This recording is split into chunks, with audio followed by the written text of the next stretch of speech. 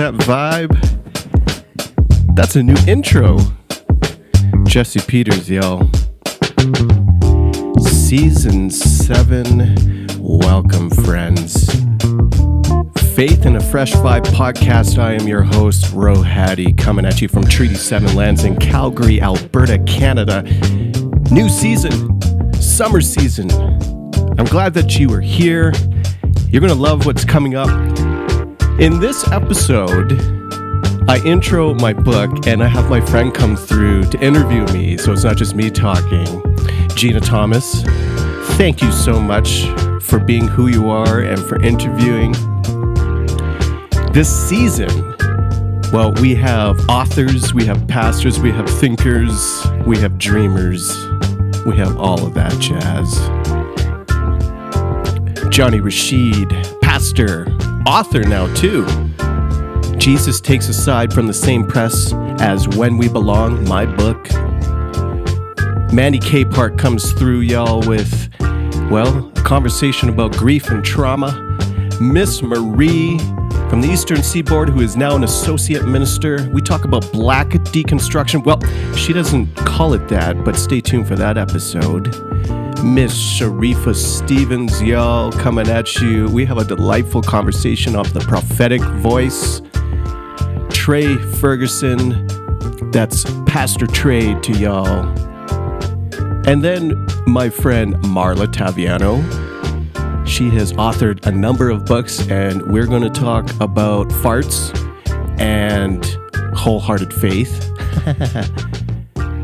And last but not least, Gena Thomas comes through. We'll share her story, her book as well. But in this episode, we kick things off with Gena taking over the show. So that's season 7. Stay tuned, download it, rate it, visit me online, find me wherever your podcasts are sold, and on social media at Rohadi or at rohadi.nagasar. We talk about my latest book that came out in the middle of June, When We Belong, in this episode. It's a little bit of a get to know me, so if you've been dying to know the inside scoop of how the book came together and a little bit about me, well, that's what this episode is about.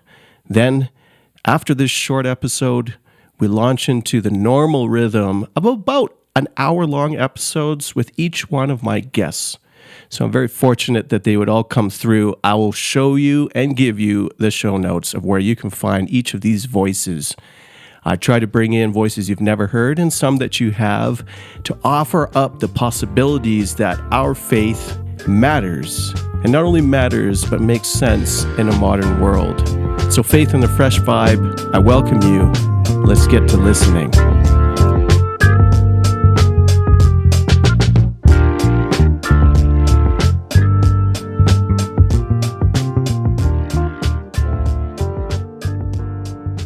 Faith and Fresh Vibe with me, your host, Rohadi. Nope. My name is Gena, and I'm going to ask him some questions because he just wrote a book that's coming out, hopefully, around the same time this version of the podcast is coming out. And I wanted to ask him a couple of questions because I sincerely feel like this book, which is called When We Belong, sincerely, this book is a beautiful version of what Christianity can be. And I do hope that everyone will read it. Millions. Yeah, and especially those who are listening to this podcast, right? Not millions, but yeah. And I wanted to share first off, before we jump into some of my questions, just that this was a book that I had the honor of endorsing. And my endorsement is this: from deconstruction to atonement theory to institutionalization, Rohadi pastorally and prophetically leads the reader through the systemic and systematic barriers of holistic belonging, which he knows intimately. With sights set on a reverberating, ancient yet present hope, he shows us that true belonging can only come from inclusive belonging, where Christ permeated radical mutuality of LGBTQIA, BIPOC, disabled, and women, can offer the prophetic imagination the church so glaringly needs today. I'm deeply grateful for this book and hopeful for the church that listens. And Rohadi, I just want to ask you a couple of questions before getting into some quotes that I pulled from the book. But I wanted to find out, as a fellow writer, I feel like every book that we write is different. And, the analogy is often giving birth. And I think there's so much that happens in the gestation period of writing a book. And I wanted to find out from you kind of what was distinct during this period for you, and why did it feel important to breathe life into this book? Oh, that's a good question. First off, Gena, thanks so much for inviting me on my podcast. Secondly, that was a wonderful summary. You're the only one who pulled out the atonement pieces, which I thought was so crucial to make sense of a Christian faith, that we need use the word answer loosely, but we need an explanation as to why the cross. We just came through Easter. Yeah. Why not all the blood and gore and the satiating of rage? And so thank you for a summary that is a better reflection than any summary I could write about my own book. That is really good. Thanks. That's such a good question. And yeah, you know it, and writers know it. Any creator knows it, of the iterations that your project goes through. And now you're knowing it a little bit more of a book that shifts and shifts and shifts. And it just wasn't the single thing that I have a wicked idea. And it didn't just get crushed. It just got crushed. And this book did not get crushed, but it went through so many iterations. So many iterations. And some of them, all of them were good because they create a better book, and one that's for more people. This original idea, so I'm this won't make sense because we're on radio. It's radio, Rohadi. But this is a notebook I'm holding up, and on it says "remarkable" on it. And it's an old notebook. I probably don't have a date in it. But I'm now using it for something else. But I used to have a different notebook for each different book project. And this was for an idea I had, which was called Remarkable on the Fringe. I already had the title, right? And it was about a time in my life that I was going through huge upheaval, and I was struck by different people, but it was probably more about my own self, of course. But these people who were defying the odds. And I wanted to write a story about these people who were remarkable, yet everyone else, and especially the church, would call them to less. Little did I know that's probably, as I alluded to, a story about myself. So why did I write this book? Is, as I was writing it, I realized this is for me. And I'm writing to people like me as well. Originally, it wasn't like that. Originally, I had written a book. So in When We Belong, I talk about the different ways to belong. So I have the different doors. I was processing that metaphor of option 1, option 2, stay in your church, go find another one, leave entirely, stick in ethnic churches. That's what it typically looks like, broadly speaking. And that was what the book was centered around. It was actually a way to write, because I've come out of the church planting world and the missional church and all, like that was kind of my expertise for years. I stuck with that, and I was like, I'm going to write a book about belonging in the church for leaders to apply and to help answer questions of why churches are bleeding. So that was I don't even know, 17, 18, after Thrive was done. Wow. So 2018. Wow. But little did I know When We Belong was going to become closer to this vague idea I had about remarkable on the fringe, and never clued in until I was done When We Belong, that the ideas of these remarkable people defying the odds and searching for belonging, that was basically the book. And so I wrote it for people like me who have, and in Canada, which would be different than a lot of metro places in the US, there's not a lot of multi-ethnic options. There's probably, I would say there is none in the city I'm in, but that's not true. There might be a couple, but truly multi-ethnic, right? Not just in name only or in congregation only, in leadership, in denomination, in history, and so forth. Now, of course, I've never fit in anywhere I go. And so what were the possibilities, and to expand it beyond just multi-ethnic folks, to expand it to anyone who has been pushed to the margins because of their body or because of something they believed.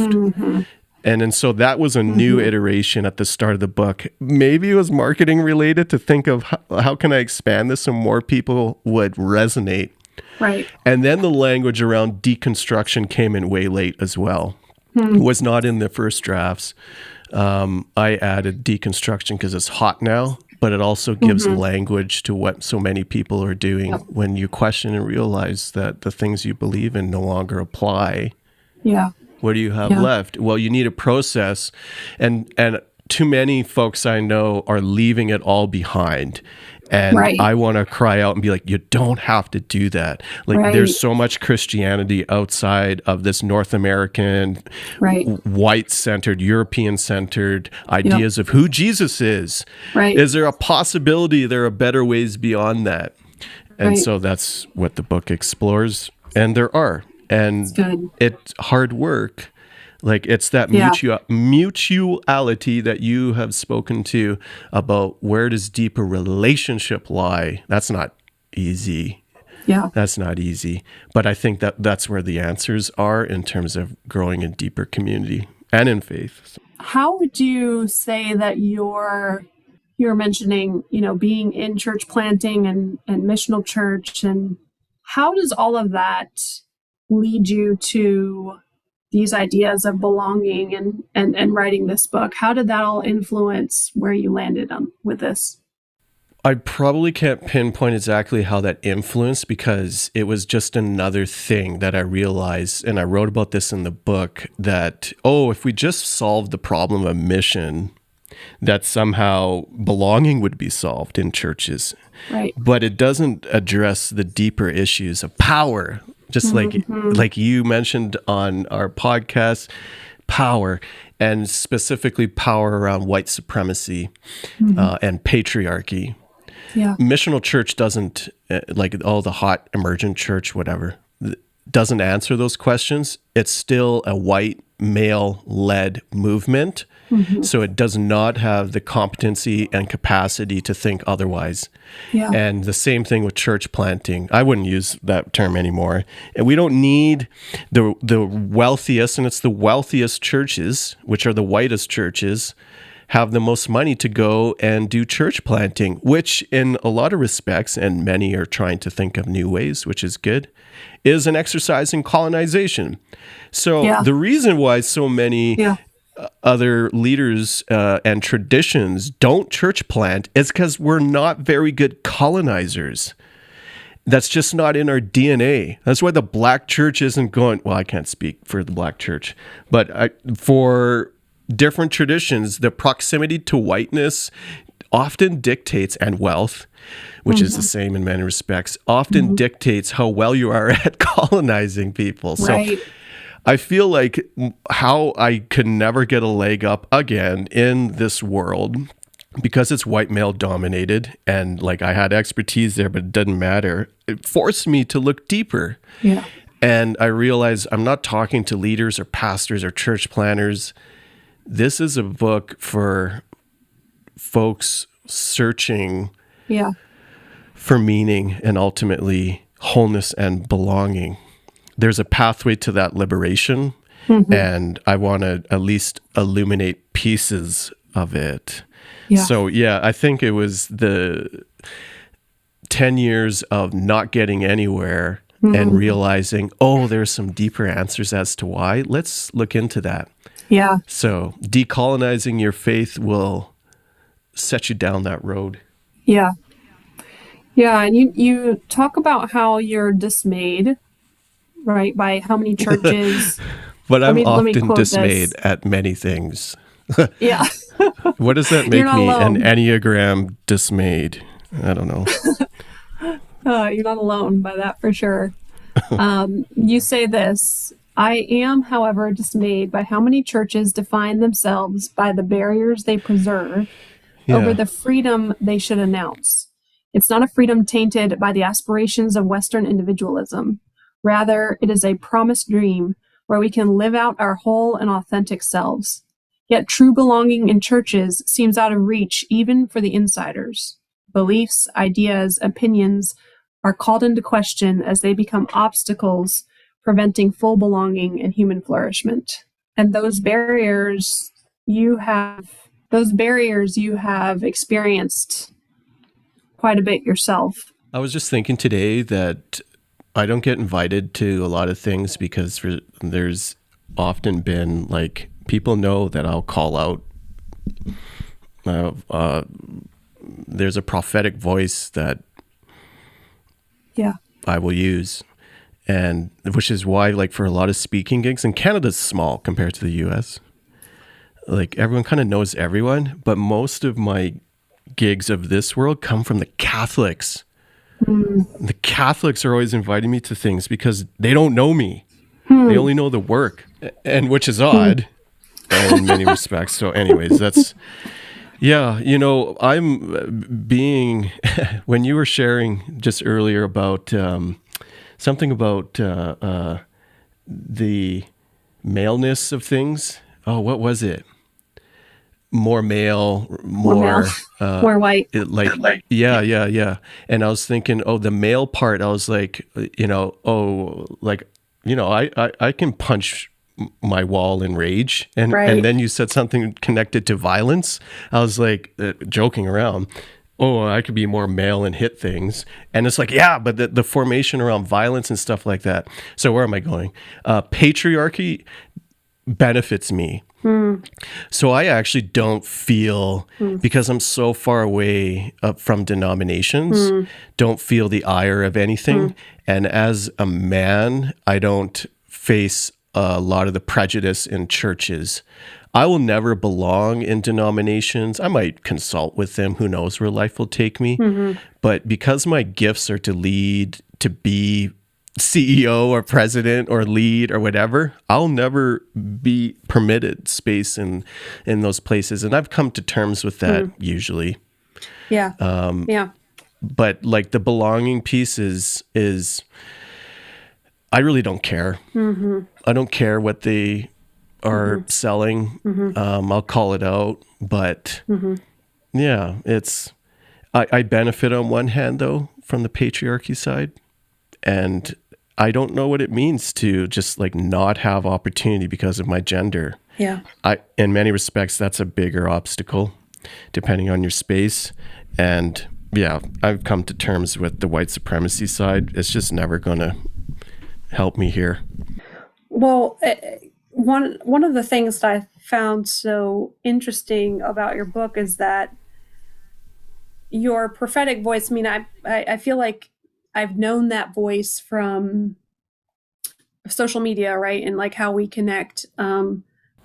Pithy Instagram and Twitter quotes. Yeah. Yes. Yeah. So that prophetic voice is there. And I think what's fascinating to me about your book is that your pastoral voice comes out too. And typically those two things aren't in the same person.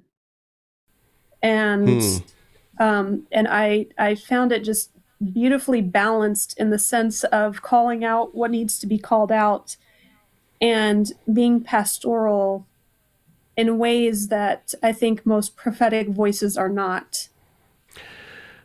Thanks. I appreciate it. I've never heard that before. I've never won an award for being a good pastor. I don't think I ever will. I don't do it full time. I never have either. Yeah. So I definitely wear different kind of pastoral pants than average. But I know what it means to call things out, and that's easy. Yeah. It's harder to call into better, and I suck at that too.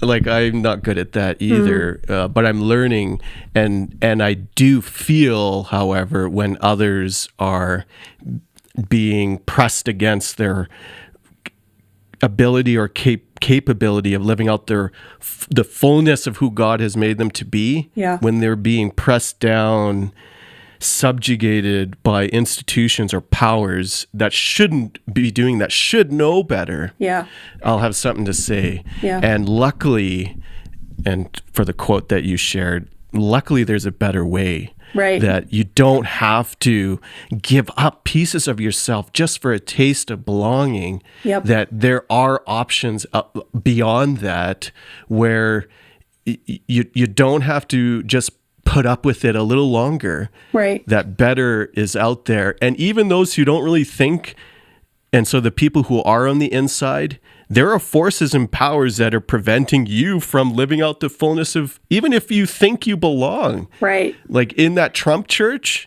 Right. Like, you mean to tell me that the deeper level of your humanity is not revealed as you learn to empathize with the marginalized? Right. Or is it actually pulling against or withholding aspects of your humanity by forcing you to look at the other with disdain? Like, come on, give me a break. Yeah, that's so good. And so personally, I have been involved in different spaces where, and I think most people have, where you end up getting kicked out for one reason or another, right?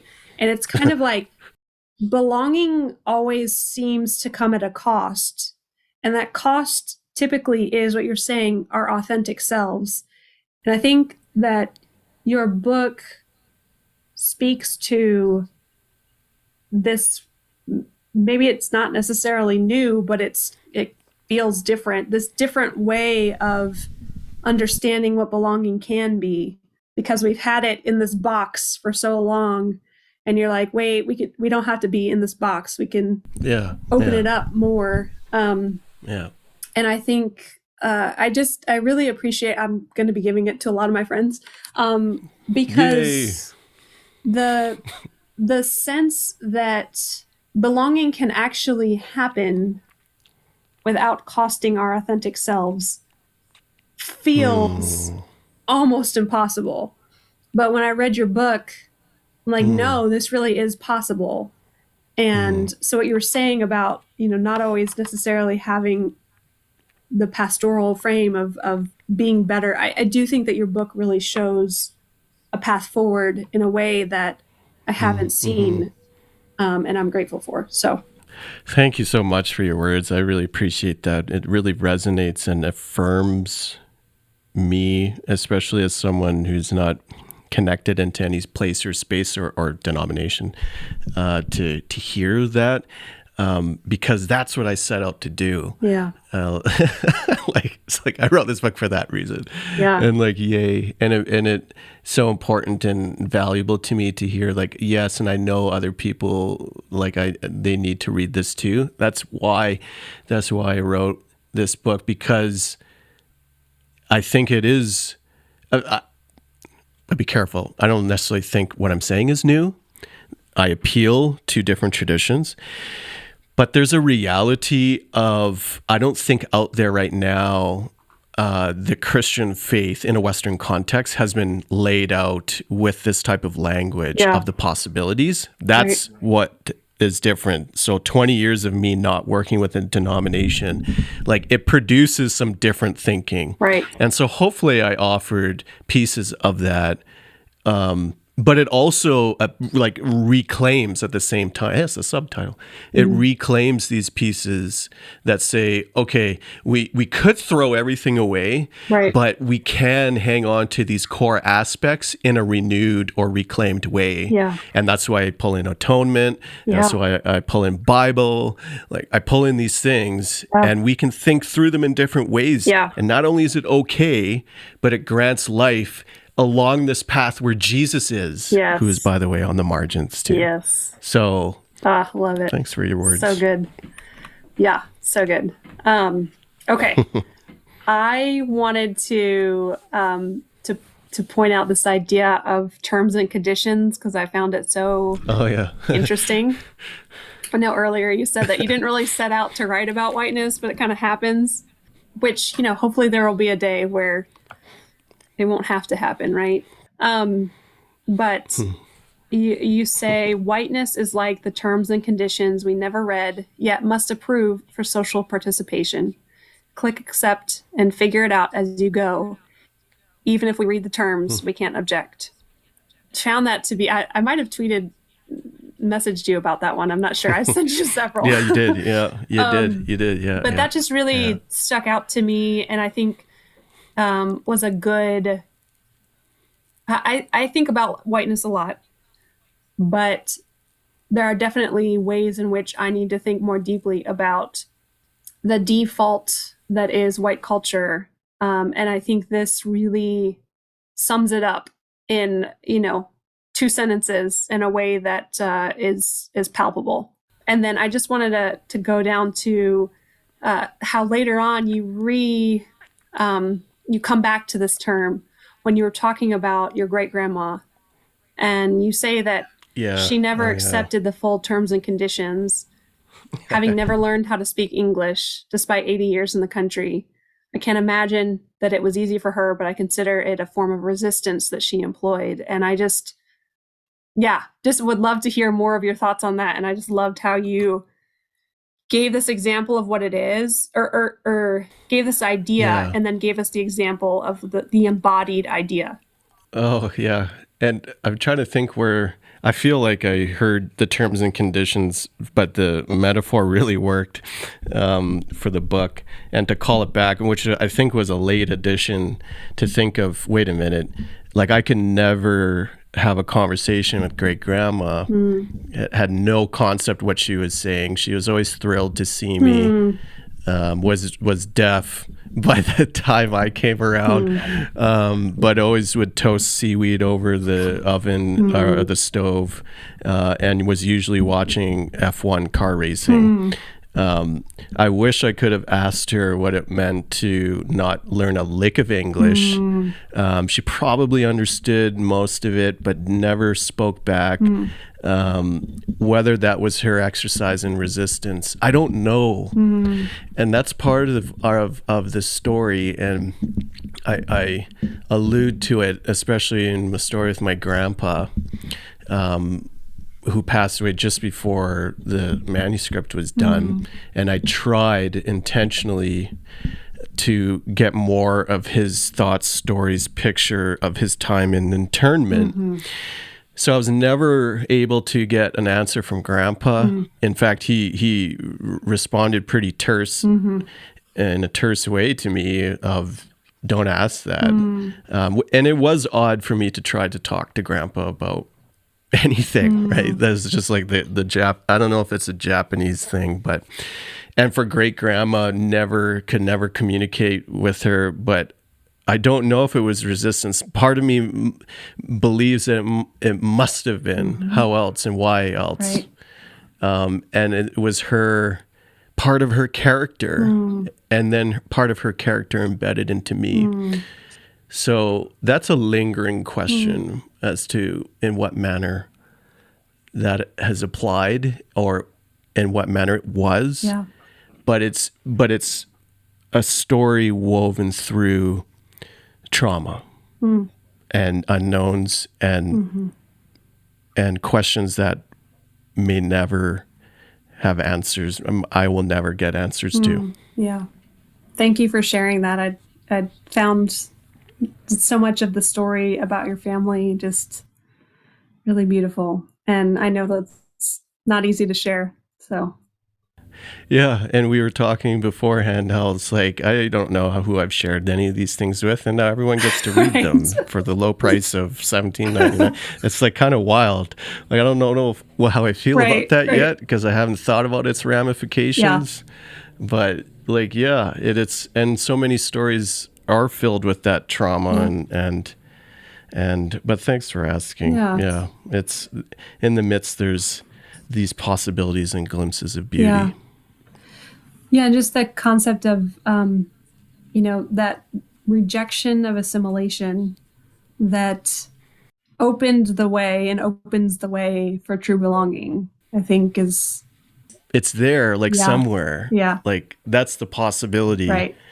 Because I wonder, it skipped from great grandma. It was just, oh, why don't you ever learn English? And it may have skipped generations. Yep. Like, and I'm still learning my own story and the stories of my family. Like, I have a lot to do with trying to pull into ethnicity, especially into India. Yeah. But like, it has skipped my grandpa, what it means to assimilate, what it means for me to assimilate, my mom. Yep.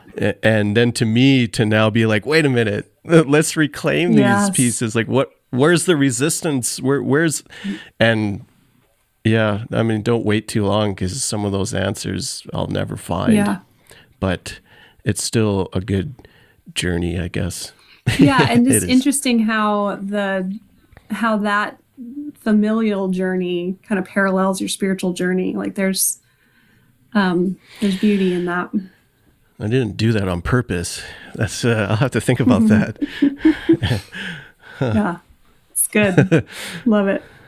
Okay, so one more question, and then I'll leave you alone. This was a quote about deconstruction. You say, without creating an absolute, I offer the starting definition in the bid toward reclamation. Deconstruction is a pathway that leads to liberation from all that seeks to make us less whole. And I love that perception of what deconstruction can be, because what I think that you're doing here, and maybe you can correct me if I'm wrong, but it seems like there's these like two big camps of what deconstruction is. One is deconstruction is everything I need it to be, and it's going to lead me completely away from Christ, which for some people, like I don't necessarily want to make judgment on what needs to happen in some people's lives. On the other side, it's some of the voices from my own Christianity and past saying deconstruction is this awful, evil thing that leads people fully away from Christ. And I think here you're offering this like different path that I don't hear a lot of people offering, even though I feel a lot of need for it, but I don't hear a lot of people offering this. I don't know if that's fair to say in your own thoughts. I think the connection of asking questions and pulling away from things that seek to make you less whole, adding language to that so you can name it, that has not been done as much. There are, of course, traditions beyond me, Black church tradition in America, now emerging Indigenous traditions and many Orthodox traditions that have always had a place of resistance and a posture against these powers again, pressing against us. I tried to pull the language in to make sense where folks are at. And we don't need to use the term deconstruction. The scope, the linear scope that you gave us there is just that. It's a linear, portrayal. Right. It's not really like that. It's more like 4D chess or whatever. So there are, I think, BIPOC writers and leaders who are certainly asking, which is part of my questioning of a lot of deconstruction thought leaders right now. It's like, man, you got to deal with your white supremacy before you can be pointing to the possibilities of wholeness. But that's what it all boils down to. We don't need deconstruction itself, the language, to describe, hey, the problem here is I have been reduced from living out the fullness of my humanity. Right. And so how can I relocate a better way and build slowly? It's that reciprocity in relationship, that depth. Like, give me more of that. And I don't care if it's size and scope, but if we can capture that within any community, not even just, we don't have to call it church, but if we can capture that love for one another, like, what else do we need? Yeah. So the language, I don't think, is important if you want to use the deconstruction language. I do, obviously, but the people who fear it are not being honest to the ways that they've been made less whole, and they're not being honest to the stories of those who have the bravery to ask the questions and find the deeper possibilities. So those are good questions. And I think maybe not even being honest for themselves about their own deconstruction that they did to get to where they are. Because I think in some form or another, faith requires us to deconstruct. Like, full circle, though, it's power, right? Yeah, that's right. That's absolutely right. You don't touch or deconstruct because you don't want to lose the power or poke the power. That's good. Yeah. That's sad. Yeah, that's good. Poke the power. Is that better than power pie? Poke the power. Let me write that down. Poke the power. I think it just needs to be a shirt of all of these phrases, just like 5 phrases in a row about power. All with peace. Power pie, poke the power. Well, thank you very much for sharing a little bit more about your heart in this book. And I'm so grateful for those of us who get to read it and learn from you in your pastoral and prophetic voice. I'm very grateful. Thanks, Gena. I really appreciate the time you put in to reflect, both in the endorsement that you gave, but also to just the brain power that it would take to formulate just a couple of questions around this. I have deep gratitude for that. So thank you. I appreciate you.